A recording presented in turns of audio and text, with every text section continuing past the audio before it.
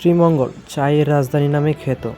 এটি বাংলাদেশের উত্তর-পূর্ব প্রান্তে অবস্থিত একটি উপজেলা, যা সিলেট বিভাগের মৌলভীবাজার জেলার দক্ষিণ-পশ্চিম এলাকা জুড়ে অবস্থান করছে। শ্রীমঙ্গল উপজেলার 43.34% জায়গা জুড়ে রয়েছে চা বাগান। পাহাড়, রেইন ফরেস্ট, হাওর আর সবুজ চা বাগান রয়েছে এ অঞ্চলে। এজন্য স্থানে প্রতিদিনই দেশি-বিদেশি পর্যটকদের সমাগম থাকে। শ্রীমঙ্গলে বিস্তীর্ণ অঞ্চল জুড়ে রয়েছে চা বাগান। 163টি চা বাগানের মধ্যে এ উপজেলায় রয়েছে 40টি চা বাগান। বাংলাদেশের রাজধানী ঢাকা থেকে প্রায় 200 কিলোমিটার দূরত্বে ভারতের সীমান্তের কাছাকাছি দেশের উত্তর-পূর্বাঞ্চলীয় সিলেট বিভাগের মৌলভীবাজার সদর উপজেলা নিয়ে অবস্থান করছে শ্রীমঙ্গল উপজেলা।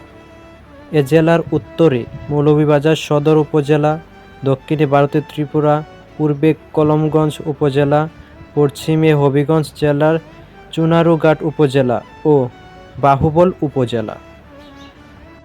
চা চাষের জন্য আদর্শ জলবায়ু হল উচ্চ তাপমাত্রা, প্রচুর বৃষ্টিপাত এবং শুষ্কায়িত মাটি।